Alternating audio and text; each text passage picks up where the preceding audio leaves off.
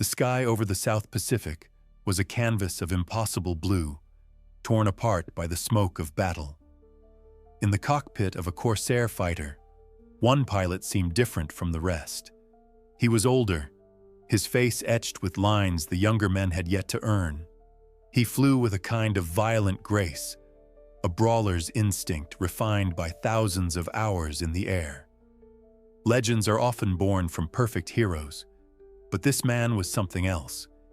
He was a puzzle of debt, discipline, and defiance. What turns a man who breaks every rule on the ground into the one person everyone trusts in the sky? Don't forget to like, leave a comment, and subscribe. You are not here by accident. He was born Gregory Boyington in 1912 in Coeur d'Alene, Idaho.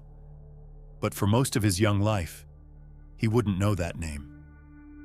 His parents' marriage fractured early, and he was raised by his mother and his stepfather, a man named Ellsworth Hallenbeck. He grew up as Gregory Hallenbeck, believing that was his identity. It was a name, a life, built on an unsteady foundation. The truth of his parentage, of the man whose name he truly carried, was a secret kept from him for years. This early disconnect between who he was and who he thought he was seems to have planted a seed of rebellion, a need to forge an identity entirely his own. The world he grew up in was as rugged as his own developing character.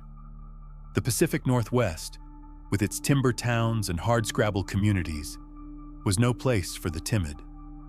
It was a landscape that demanded resilience. His family moved to Tacoma, Washington, a port city with a tough reputation. This was not an environment that smoothed out rough edges, it sharpened them. Fights were a common language, and he learned to speak it fluently. His childhood was not one of stability or privilege, but a constant lesson in survival and self-reliance. This raw aggression found a more structured home in athletics. At the University of Washington, he became a standout wrestler, channeling his combative nature into a disciplined sport. Yet, there was a surprising contrast to this physical prowess. He was not just an athlete, he was studying aeronautical engineering. Here lies the central contradiction of the man, a brawler with the mind of a technician. He understood the intricate physics of flight, the delicate balance of lift and drag, with the same intuitive clarity that he understood leverage in a fistfight. This duality would become his greatest weapon. His path was never easy. He worked odd jobs to support himself through school, from logging camps to mining operations, jobs that built a physical toughness to match his mental fortitude. There was a restlessness in him, a sense of being an outsider looking for a place to fit. The world of engineering and design must have seemed too rigid, too predictable. The sky, however, offered something different. It was a vast, untamed arena, a place where rules were simpler and consequences were immediate. It was a place for a man who felt most alive on the very edge of control. By the late 1930s, the world was teetering on the edge of a global conflict, and this young man, full of anger and ambition, a man with a borrowed name and an unshakable sense of his own worth, was searching for a purpose large enough to contain his chaotic energy.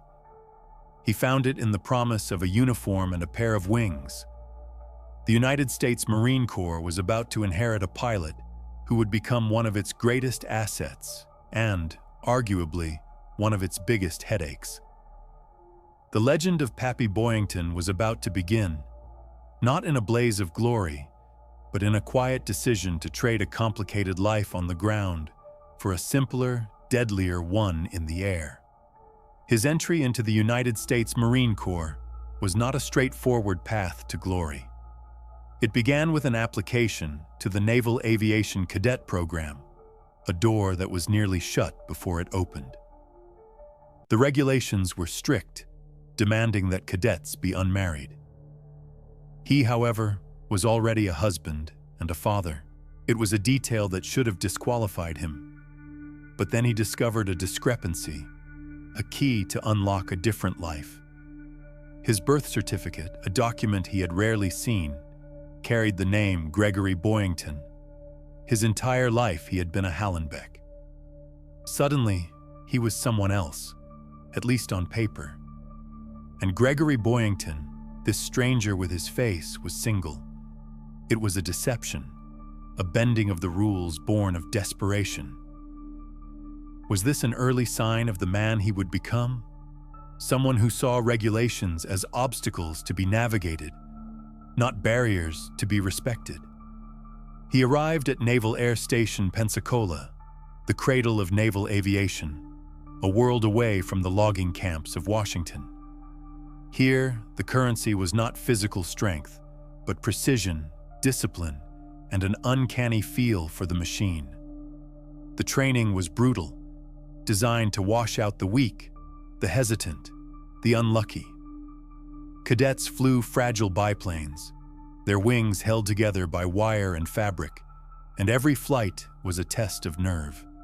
Boyington, with his engineering mind, understood the mechanics, but it was his brawler's heart that gave him an edge. He flew with an aggressive confidence that bordered on recklessness, a style that both impressed and worried his instructors. This was a place of stark contrasts. The pristine white uniforms and rigid salutes of military life clashed with the grime and grease of the hangars. For a man like Boyington, who had always lived in the gray areas, it was a constant struggle. He could master the complex ballet of aerial maneuvers, yet find himself at odds with the simple demands of military decorum. The drinking, the debts, the disregard for authority. These were not things a man could leave behind with a name on a piece of paper. They followed him, shadows stretching from his past into his new life. He earned his wings of gold, a symbol of immense achievement. But the man wearing them was still a work in progress, a pilot of incredible talent tethered to a life of personal chaos. His first assignments as a commissioned Marine officer were a kind of purgatory. He was stationed in San Diego, flying fighters, but this was peacetime. The days were filled with routine patrols over the placid Pacific, endless drills, and the stifling boredom of garrison life. For a man who thrived on conflict, on the edge of danger, this was a cage. His frustrations grew, and so did his reputation as a difficult, hard-drinking officer. He was a fighter pilot with no one to fight, a weapon sitting in an armory, slowly rusting. He was building a legend, but it was the wrong kind. One of late-night brawls and unpaid bills owed to half the bars on the West Coast. Then, a whisper of an opportunity came from the other side of the world. A man named Claire Chenot was recruiting American pilots for a secret unit, a group that would fly for China against the invading Japanese forces. They would be called the American Volunteer Group. It was not a military deployment. It was a mercenary contract. Pilots would have to resign their commissions, effectively leaving the service of their own country. The pay was good, far more than a Marine Corps salary, and it came with a bonus for every enemy plane shot down. For Boyington, it was more than just money. It was an escape, a chance to leave his debts, his reputation, and the suffocating peace of his life behind. It was a chance to finally fight. The journey to Burma was a descent into a different world. The heat was a physical presence, thick and suffocating. The airfields were little more than dirt strips carved out of the jungle, and the living conditions were primitive. This was a war fought at the end of a long, tenuous supply line, a place where ingenuity and grit mattered more than polished boots. He was no longer a United States Marine. He was a soldier of fortune, flying a plane with the snarling teeth of a shark painted on its nose, the now iconic Curtiss P-40 Warhawk. For the first time, the enemy was real, not a distant threat in a newspaper headline, but a physical presence in his gun sight. His first combat missions were a brutal education. The Japanese pilots were skilled, disciplined, and flying aircraft that were, in many ways, superior to the P-40. They were not the clumsy opponents some had imagined. They were deadly. The air battles were chaotic swirls of smoke, tracer fire, and fleeting glimpses of enemy insignia. Survival depended on instinct, on teamwork, and on a willingness to push the machine and oneself to the absolute limit. Boyington, the lone wolf, had to learn to fly as part of a pack, to trust the man on his wing. It was a lesson taught in the unforgiving classroom of aerial combat. He tasted success, scoring his first aerial victories. He proved he could do what he had always claimed he could do.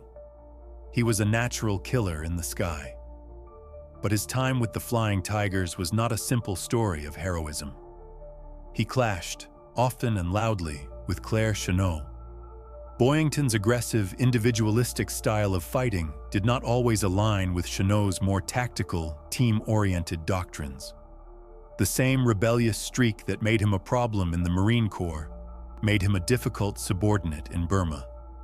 He was a brilliant pilot, but he was not a team player. His record with the Flying Tigers was respectable, but not spectacular. When the unit was disbanded in the summer of 1942, his contract ended. He had seen the face of the enemy and survived, but his path forward was once again uncertain. He returned to a United States that was now fully at war. The attack on Pearl Harbor had changed everything. Experienced combat pilots were a precious commodity, and he was one of a handful of Americans who had actually fought the Japanese Zero. Yet, getting back into the military was not a simple matter. His resignation was a black mark on his record. To the military bureaucracy, he was a man who had quit when his country needed him, chasing a paycheck instead. It took months of lobbying, of pulling strings, of reminding anyone who would listen that he knew how to shoot down Japanese planes. The Marine Corps was desperate, and that desperation was his salvation. They gave him his commission back, promoting him to major, but they did not give him a squadron to command. Instead, they put him behind a desk. He was a combat veteran tasked with administrative duties, a man of action shackled by paperwork. The irony must have been agonizing. While younger, less experienced pilots were being sent to the Pacific, he was stuck in the rear, a living relic of a war that had already passed him by. It was during this period of frustration that he began to earn the nickname that would define him. He was older than most of the pilots, his face already lined with the stress of combat and hard living. To the fresh-faced lieutenants, he seemed ancient. They started calling him Gramps, and then Pappy. The name stuck, a term of both respect and gentle mockery for the old man who could still outfly and outdrink any of them.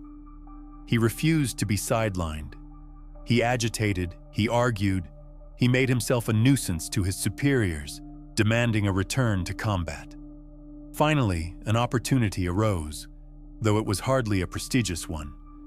A new squadron was being formed, VMF 214. It was not composed of the top graduates from flight school.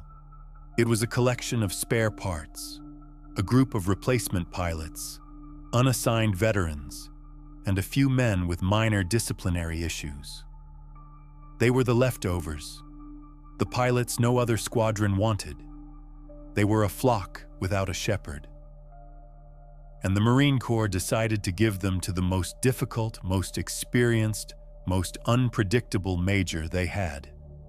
It was a gamble. They were giving a squadron of misfits to a commander who was, in many ways, the biggest misfit of them all. The new theater of operations was the Solomon Islands, a chain of volcanic rocks and impenetrable jungles that had become the bloody focal point of the war in the Pacific. The ultimate prize was the Japanese fortress of Rabaul, a massive air and naval base that projected enemy power across the entire region. To get there, Allied forces had to fight their way up a chain of islands, a brutal island-by-island struggle. The sky over these islands was the most dangerous airspace in the world, a constant battlefield where American and Japanese pilots clashed daily. This was the environment Pappy Boyington and his new squadron were thrown into. It was a place where reputations were made, and where lives ended with shocking speed. The tool for this war was a new and fearsome aircraft, the Vought F-4U Corsair. It was a beast of a plane, with a massive engine and distinctive bent wings that gave it a menacing, bird-of-prey appearance. It was fast, heavily armed, and incredibly tough, but it was also difficult to fly, unforgiving of the slightest mistake. The Japanese pilots, hearing the unique sound its wings made at high speed, called it the whistling death. For a pilot like Boyington, the Corsair was a perfect match. It was a brawler, a powerful, unruly machine that rewarded aggression and skill in equal measure. He did not just fly the Corsair, he seemed to become one with it. He took his squadron of rejects and began to mold them in his own image. He threw the rulebook away. He cared little for military ceremony, for polished shoes or perfectly creased uniforms. What he cared about was flying, fighting, and keeping his men alive. He fostered a sense of outlaw pride in them. They were not the golden boys of the Marine Corps, they were the unwanted, the overlooked.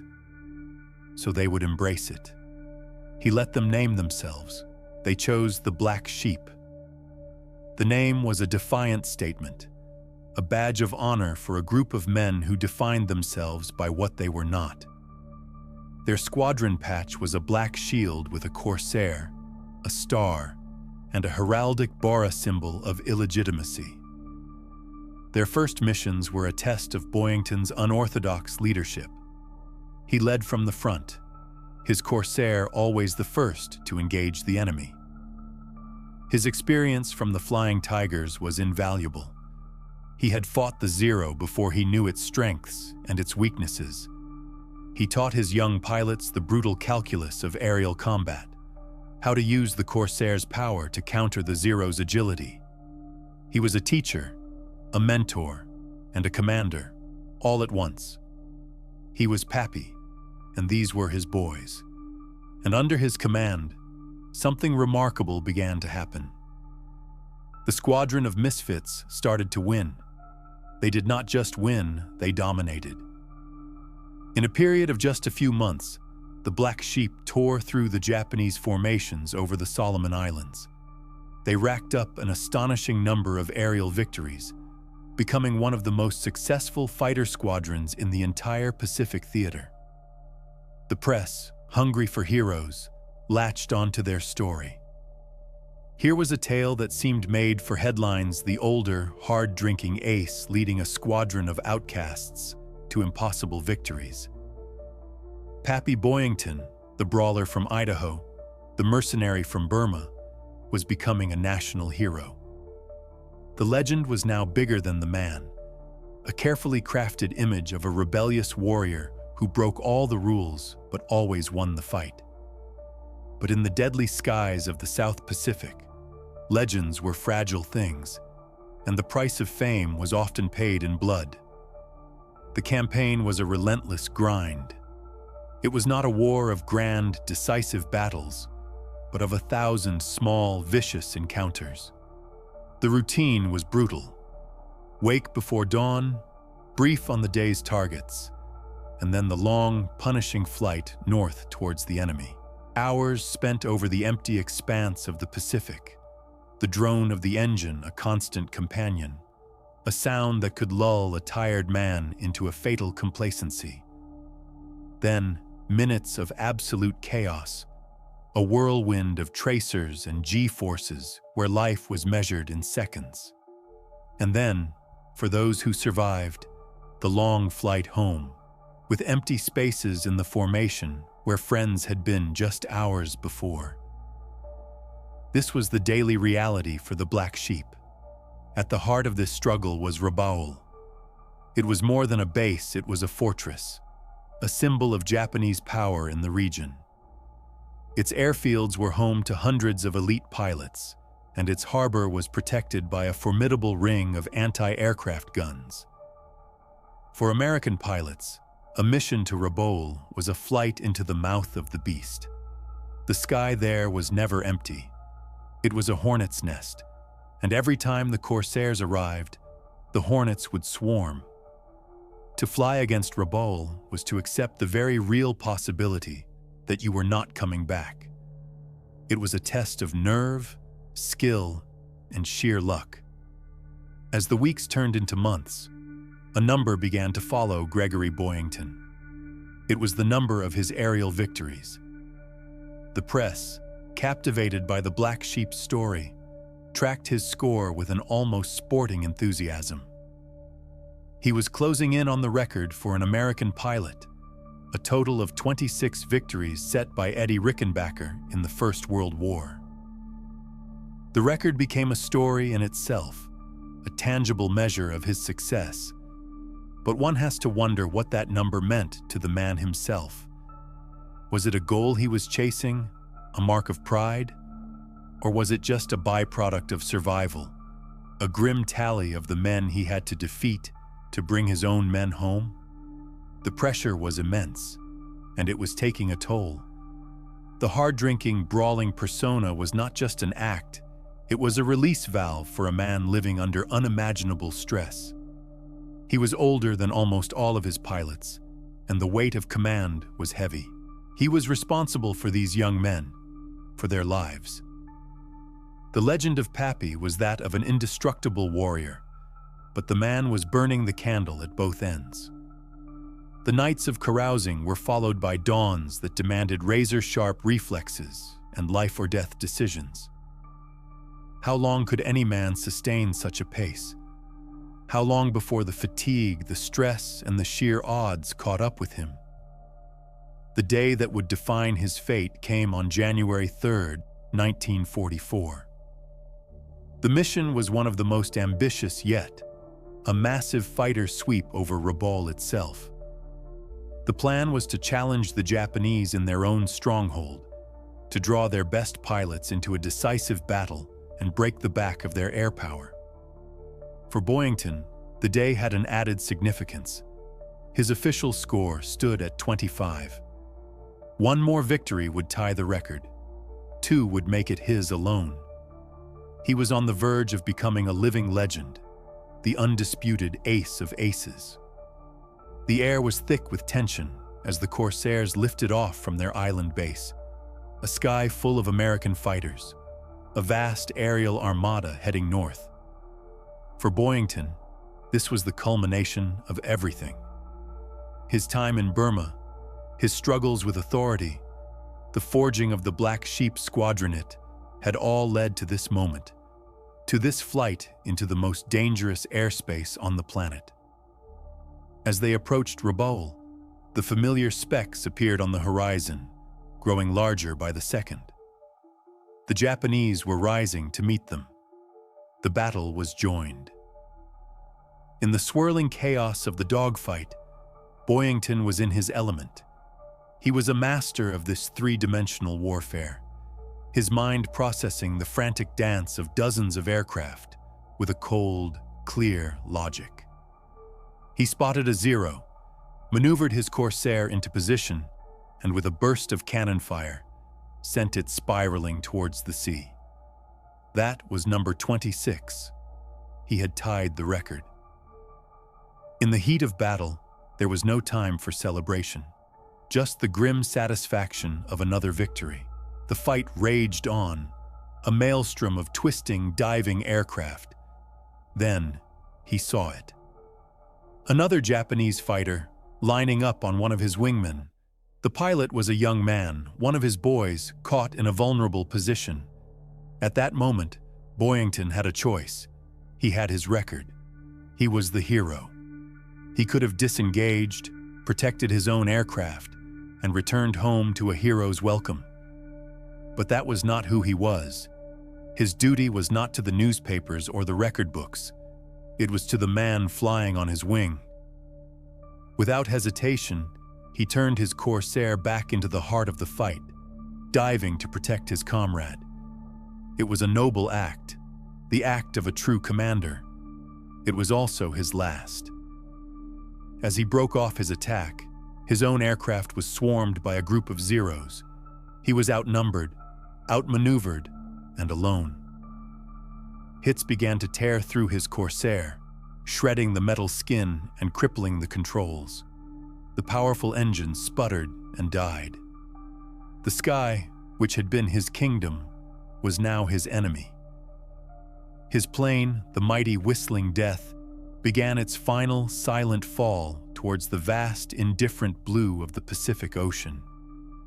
Back on the island, the surviving Black Sheep returned, their planes riddled with holes, their pilots exhausted.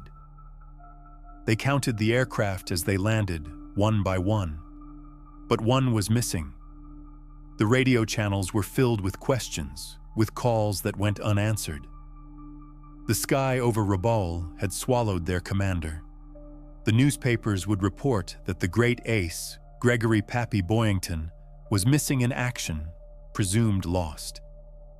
The legend had reached its peak, only to vanish into silence. But his story was far from over. It was about to enter its darkest, most unexpected chapter. The fall was a blur of spinning sky and sea, a violent cacophony of shrieking wind and tearing metal. What thoughts raced through a man's mind in those few seconds between a functioning aircraft and a plummeting wreck? Is it a flash of memory, a prayer, or just the animal instinct to survive? For Gregory Boyington, it was the deafening silence that followed the engine's final gasp. One moment, he was the master of a powerful war machine. The next, he was just a man, strapped into a coffin of splintered aluminum, falling from the heavens. The impact with the water was not a splash, but a brutal, concussive blow. The Pacific did not welcome him gently. It was a solid wall that ripped the remaining wings from his Corsair and shattered the cockpit canopy. He was underwater, disoriented, tangled in his harness as the wreckage around him began its swift journey to the ocean floor. The pressure built in his ears. His lungs burned for air. Panic was a cold hand gripping his throat, but the instinct that had saved him in 24 dogfights took over.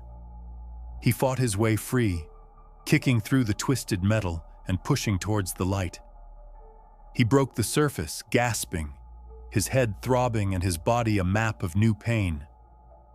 Shrapnel had torn into his arm, his leg, his scalp. The warm, salty water was stained with his own blood. He was alone, utterly, terrifyingly alone in a vast, empty expanse of blue. The battle in the sky was a distant memory, a faint rumble on the horizon. His squadron was gone.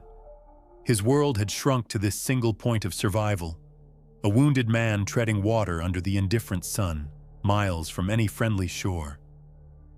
Hope was a fragile thing, easily extinguished. Hours passed. The sun beat down, the current pulled at him. He clung to a piece of floating debris, his strength fading. He was a speck, a forgotten casualty in a war of millions. Then he saw it, a shape on the horizon. At first, a flicker of hope. A rescue plane? A patrol boat? But as it drew closer, the silhouette became unmistakable. The dark, sleek form that broke the surface was not American.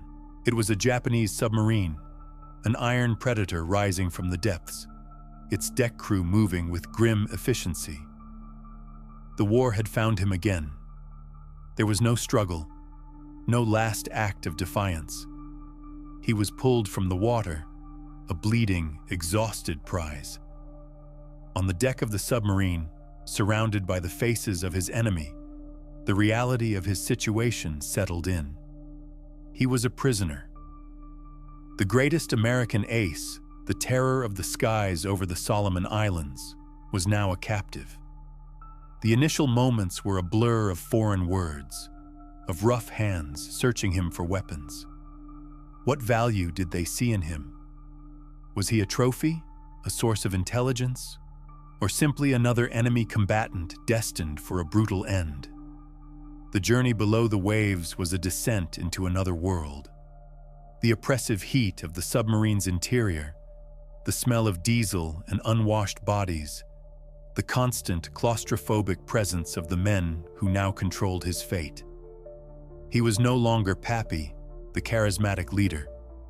He was a number, a prisoner, stripped of his name and his command.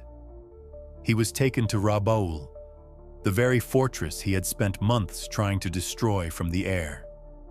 To see it from the ground, as a captive, was a bitter, surreal irony. The interrogations began almost immediately. He was a high-value target, and his captors knew exactly who they had. They wanted to know about tactics, about squadron strengths, about the new Corsair fighters. But they also seemed to want something more. They wanted to break the man behind the legend. They subjected him to beatings, to long periods of isolation. This was a new kind of combat, a battle fought not with machine guns and cannons, but with pain, fear, and the slow, grinding erosion of the human spirit. For the world outside, Gregory Boyington was dead.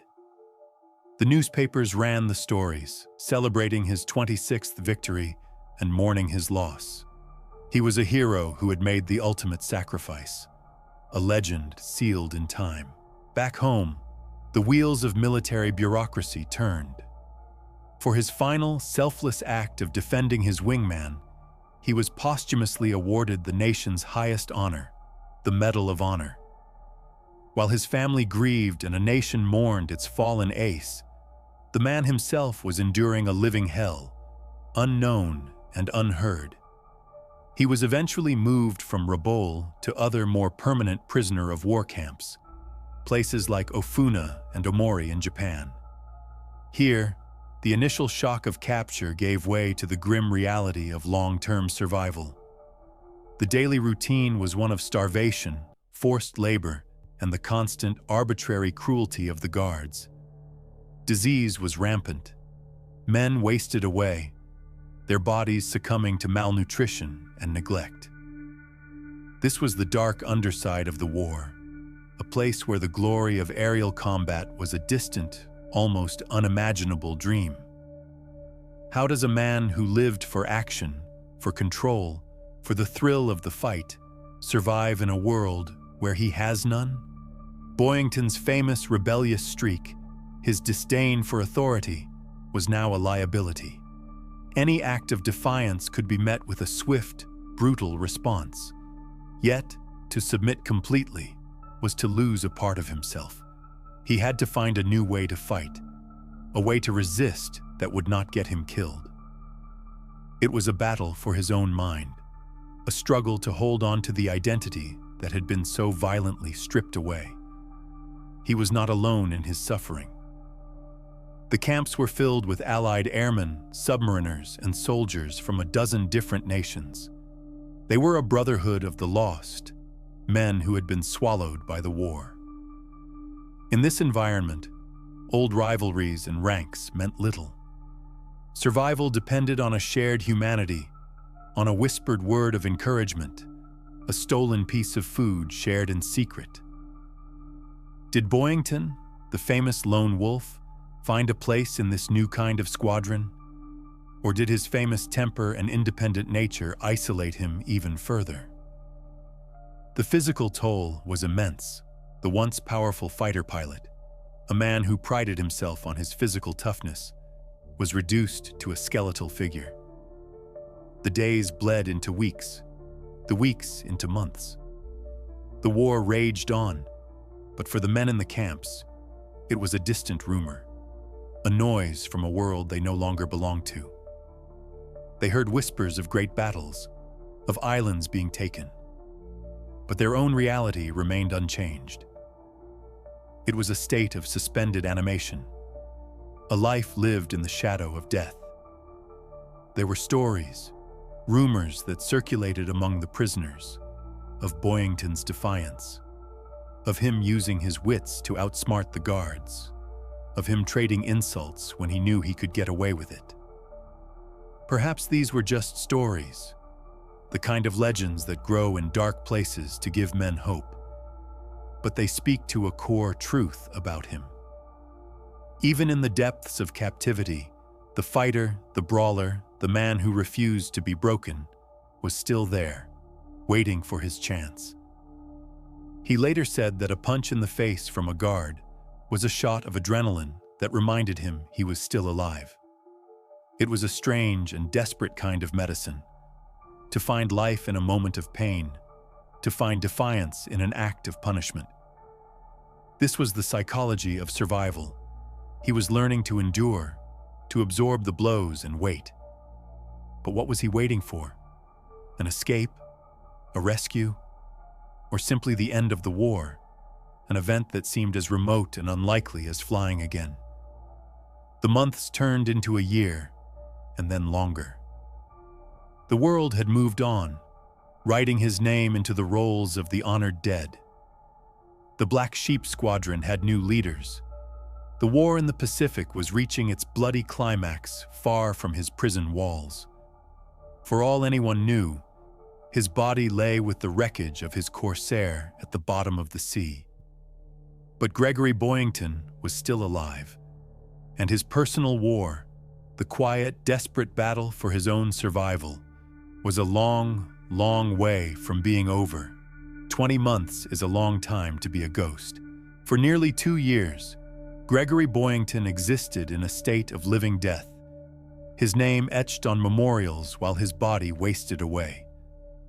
The world he had known, the war he had fought, had moved on without him. He was no longer a commander, no longer an ace. He was a number, a name on a guard's roster, a man whose entire world had shrunk to the size of a barbed wire fence and the daily struggle for a handful of rice. The price of his survival was the slow erosion of the man he had been. The fire, the aggression, the defiant spirit, it was all banked low, a single ember he had to protect from the suffocating ash of despair. Then, in the summer of 1945, the world outside began to intrude. The prisoners noticed a change. The sky, once empty, was now filled with the constant drone of American B-29 bombers flying in vast, untouchable formations. They passed over the camps with impunity, a sign that the balance of power had irrevocably shifted. The guards grew tense, their casual cruelty replaced by a nervous, unpredictable fear. Something was happening. The prisoners, isolated from any real news, could only guess. Was this the prelude to an invasion? And if it was, what would happen to them? Would they be liberated, or would they be eliminated in the final, desperate moments of the conflict? From his prison near Tokyo, he saw the distant, terrible evidence of the war's new chapter.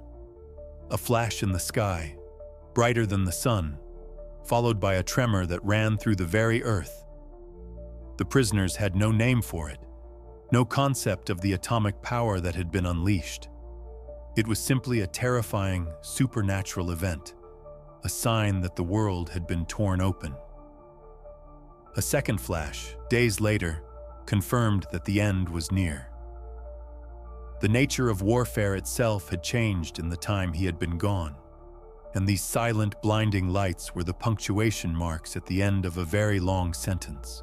The final confirmation came not with a bang, but with a strange, unnerving silence. The guards, the men who had been their tormentors for so long, suddenly seemed broken. They gathered around radios, listening to a voice that crackled with static, the voice of their emperor announcing the surrender. In an instant, the roles were reversed. The captors became the captives. For the prisoners, the moment was surreal. There was no great, spontaneous cheer. There was just a slow, dawning realization, a quiet disbelief. After so much suffering, could it really be over? When the gates of the camp were finally opened by American forces, the men who stumbled out were like figures from a nightmare. They were skeletal, their bodies ravaged by disease and starvation, their eyes hollowed out by what they had seen. Among them was Gregory Boyington, 33 years old, but looking like a man decades older. He was just another scarecrow in rags, his famous name and record meaning nothing in this landscape of pure survival. He had weighed nearly 200 pounds when his plane went down. He now weighed barely half that. The news of his survival sent a shockwave through the military and the American public. It was a story almost too incredible to be true. An officer had to read the name on the survivor list multiple times to believe it. Gregory Boyington. The legendary Pappy Boyington, the dead hero, was alive. Reporters scrambled, headlines were rewritten. A ghost was returning from the Pacific, a man who had been awarded the nation's highest honor on the assumption he would never return to claim it. His homecoming was a whirlwind of publicity and confusion. He was a national sensation, a symbol of impossible endurance. But the man at the center of the storm was still reeling, trying to reconcile the world he had returned to with the one he had left. He was celebrated as the ultimate warrior, but he felt like a survivor, haunted by the men who did not make it out of the camps, by the years that had been stolen from him. He had to perform the role of the hero, smiling for cameras, while inside he was just beginning to process the profound trauma he had endured. In a ceremony at the White House, President Harry Truman formally presented him with the Medal of Honor that had been awarded to his memory. It was a moment of supreme, almost unbelievable irony. He stood there, a living man, accepting an award that had been meant to consecrate his death. He also received the Navy Cross, making him one of the most decorated aviators of the war. He had the medals, the fame, the recognition, but the price had been higher than any of them could possibly know. The physical and psychological scars of his captivity would follow him for the rest of his days. The war was over, but for Boyington, the fight was not. He reunited with the surviving members of the Black Sheep, a bittersweet gathering of men bonded by extreme experience. But finding peace in a world without war proved to be his most difficult battle. The legend of Pappy Boyington, the hard-drinking, brawling ace, was a simple story the public loved. The reality of the man was far more complex, a story of incredible highs, devastating lows, and the long shadow cast by 20 months in hell. He had outfought his enemies in the sky and outlasted his captors on the ground. But the war left its mark, a permanent turbulence in the soul of a man who was born to fly. Who was the man they called Pappy? The public saw a swashbuckling hero, a renegade with a grin, a poster boy for American grit. But the men who flew with him saw something else. They saw a leader who was more wolf than shepherd, a commander who led from the very front of the pack, often diving into danger with a reckless abandon that both terrified and inspired them. He was older than most of them, a man in his early 30s leading pilots barely out of their teens, and that age gap earned him his famous nickname. But it was more than just his years. There was a protective, almost paternal instinct in him, a fierce loyalty to the young men he called his boys. This loyalty, however, was wrapped in a personality that was a constant storm of contradictions. He was an officer in the United States Marine Corps, yet he seemed to have a deep, almost allergic reaction to authority. He drank hard, he fought in bars, he broke every rule he could bend. Before the war, this behavior had nearly ended his career more than once. He was a man who seemed to thrive only in chaos, who was only truly at home in the two places where the normal rules of society fell away: a cockpit in the middle of a dogfight and a dark corner of a bar after the fight was over. For Boyington, discipline was something you imposed on the enemy, not on yourself. His superiors saw him as a problem to be managed, a brilliant but volatile asset. They knew he was arguably one of the most gifted combat pilots in the world, a man with an innate predatory understanding of three-dimensional warfare. He did not just fly his Corsair, he wore it. He could feel what the enemy pilot was going to do before it happened, a kind of deadly intuition that could not be taught. But this same man could disappear for days on a bender, get into fistfights with other officers, and treat the chain of command with open contempt. It was a constant gamble for the Marine Corps.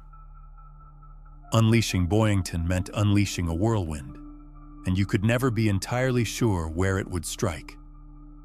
But for the men of his squadron, the Black Sheep, this rebellious streak was the very source of his power.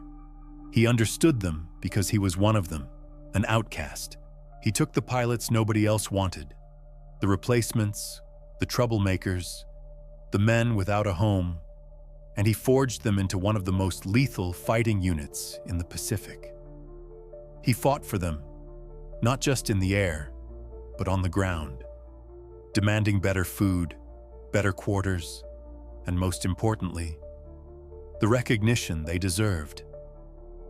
He made sure every victory was credited, every pilot's contribution noted. In a rigid military system that often overlooked the individual, Boyington made his men feel seen. He was their flawed, hard-drinking, brawling father figure, and they would have followed him anywhere. The drinking was central to his legend, and it was not just a myth. It was a very real and destructive part of his life. For him, alcohol was many things: a social lubricant, a way to bond with his men, but it was also a form of self-medication. The stress of leading men into combat day after day, of seeing friends fall from the sky, of living constantly on the edge of death, exacted a terrible price. The pressure was immense. He flew more missions, more hours than was sustainable. The alcohol was a way to quiet the noise, to numb the fear, to simply switch off. It was a coping mechanism that worked for a time, in the crucible of war, but it would become a battle he would have to fight for the rest of his life, long after the guns had fallen silent. Beneath the bravado and the brawling, there was a man of surprising intelligence and sensitivity. He was a reader, a thinker, a man who could be fiercely articulate when he chose to be. The popular image of the unthinking warrior was a caricature. He understood the gravity of what he was doing, the toll it was taking on his own soul and on the souls of his young pilots. His rage, his drinking, his rebellion, perhaps these were not signs of a man who cared too little, but of a man who cared too much. He built a wall of aggression around himself, a persona that could withstand the horrors of war. The question that would follow him forever was whether the man behind the wall could ever truly find his way out again. The story of a hero is never as simple as the headlines suggest. It is a narrative, shaped and polished, and sometimes the most interesting parts are in the spaces between the lines, in the details that are debated for decades. For Boyington, the very number that defined his legacy, his list of aerial victories, remains a subject of quiet controversy. The official United States Marine Corps record credits him with 26 enemy aircraft destroyed. But Boyington himself always maintained the number was 28. He was adamant that on his final mission, in the chaotic dogfight where he was shot down, he had downed 2 more planes before his own was hit. So where did the discrepancy come from? In the heat of a massive aerial battle, with dozens of planes twisting through the sky, confirmation is a messy business. A plane trailing smoke is not necessarily a kill. A pilot bailing out is. But who sees it? Who can verify it when you are fighting for your own life? Records were lost, gun camera footage was often inconclusive, and eyewitness accounts from other pilots were confused and contradictory. Was it simply a case of the fog of war, a statistical rounding error in a life or death calculation? Or was there something more at play, a conflict between a pilot's certainty and the military's demand for cold, hard proof? The debate highlights a fundamental tension in the history of air combat, where a pilot's honor is measured in numbers that can be as elusive as ghosts.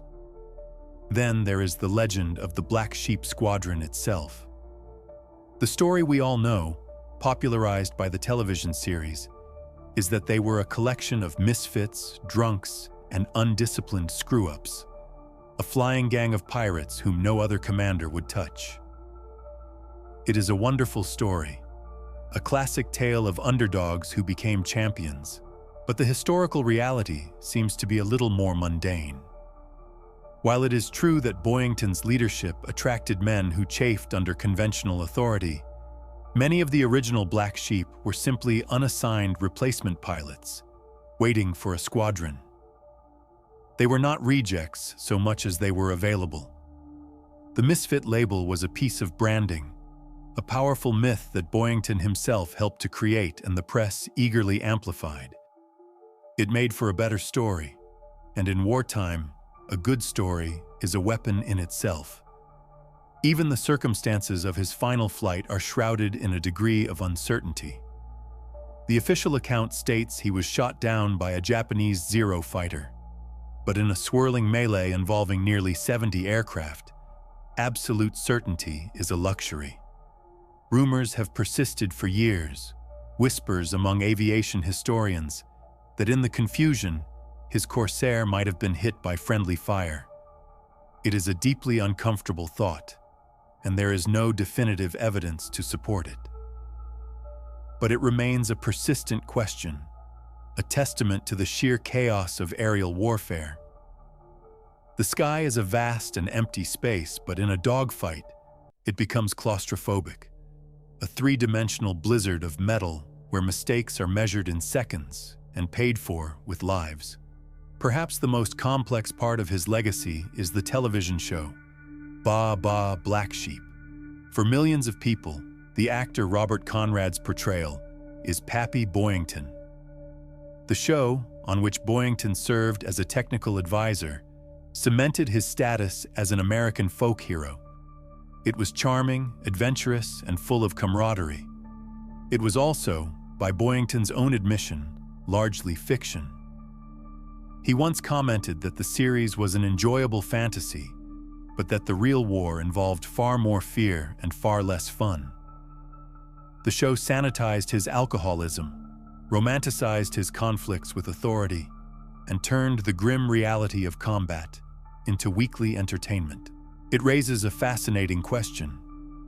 When a man's life becomes a legend, and that legend becomes a television show, which version endures? Does the fiction, in the end, become more real than the truth? Ultimately, we are left with a portrait of a man who was perhaps too large, too complicated for any single story to contain. Was he a hero or a hellraiser? A disciplined killer in the air or an undisciplined brawler on the ground? A loving father to his men or a deeply troubled soul? The answer, it seems, is that he was all of these things at once. The rumors and debates that surround his life are not a sign of a flawed record, but a testament to a personality so vibrant and so contradictory that it continues to resist easy explanation. He was a man made for war, a perfect instrument for a violent time, who would spend the rest of his life trying to find a way to live in peace. The real impact of a single squadron, a single commander, during a global conflict is a difficult thing to measure. It is not just about the number of enemy planes destroyed. It is about pressure, about presence. The VMF-214, the Black Sheep, under Boyington's command, became a constant, nagging threat in the skies over the Solomon Islands. Their primary mission was to escort bomber formations, a defensive role. But Boyington turned them into an aggressive hunting pack. They flew higher, sought out the fight, and deliberately broke formations to chase targets of opportunity. This was not always by the book, but it had a profound psychological effect. It forced Japanese air commanders to be reactive, to commit their own fighters to defensive patrols, pulling resources away from other fronts. For a few critical months, in one vital corner of the Pacific, the Black Sheep helped to own the sky, and in doing so, they helped to choke the life out of the massive Japanese base at Rabaul. Back home, this tactical success was amplified into something much larger. The war was a voracious consumer of stories, of heroes, and the tale of Pappy Boyington and his squadron of misfits was perfect fodder. Here was a commander older than his men, a seasoned veteran leading a band of supposed rejects to improbable victory. It was a narrative of redemption, of American individualism, a story that fit perfectly with the national self-image. Newspapers and radio broadcasts seized upon it. He became a household name, a symbol of the fighting spirit of the United States Marine Corps. This propaganda value was arguably as important as any of his aerial victories. It boosted morale on the home front, sold war bonds, and inspired a new generation of young men to enlist as pilots. He was not just a warrior, he was an idea, a carefully constructed image of defiance that the nation desperately needed. When the war ended, the world no longer needed that idea in the same way. The transition from warrior to civilian is a difficult journey for any soldier, but for a man like Boyington, it seemed almost impossible. The very traits that made him a legendary combat pilot, his aggression, his impulsiveness, his disdain for authority, were liabilities in peacetime. He drifted through a series of jobs, refereed wrestling matches, and struggled publicly with the alcoholism that had shadowed him for years. His post-war life was a long, often messy epilogue to his wartime glory. It serves as a stark reminder that the skills required to survive and thrive in the chaos of combat are often the opposite of those needed to find peace within oneself. The war had made him, but it had also left a mark that would never fully fade. His story has become a permanent part of American military lore, shaping the archetype of the maverick fighter pilot. From the cocky flyboys of post-war cinema to the modern-day image of the Top Gun, the cultural DNA of Pappy Boyington is undeniable. He represents the belief that sometimes the most effective warrior is the one who is willing to bend the rules, to trust his instincts over the chain of command. It is a romantic and compelling notion, one that resonates deeply within a culture that prizes individualism. Yet it also glosses over the darker aspects of his personality and the grim realities of the war he fought. His legacy forces us to ask an uncomfortable question. Do we create heroes in our own image, choosing the parts of their stories that we admire and quietly discarding the parts that make us uneasy?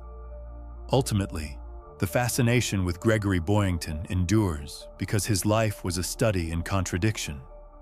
He was awarded the Medal of Honor, the nation's highest military decoration, and yet he spent much of his life feeling like an outsider. He was a brilliant aerial tactician who often seemed to have little strategy for his own life. He was a leader who inspired fierce loyalty in his men, but he was also a man who was profoundly alone. His story is not a simple tale of heroism, but a complex human drama about the nature of war, the cost of fame, and the search for a place to belong. He remains a ghost in the machine of military history, a figure who is both celebrated and debated, a man whose true character remains as elusive and turbulent as the Pacific skies he once commanded.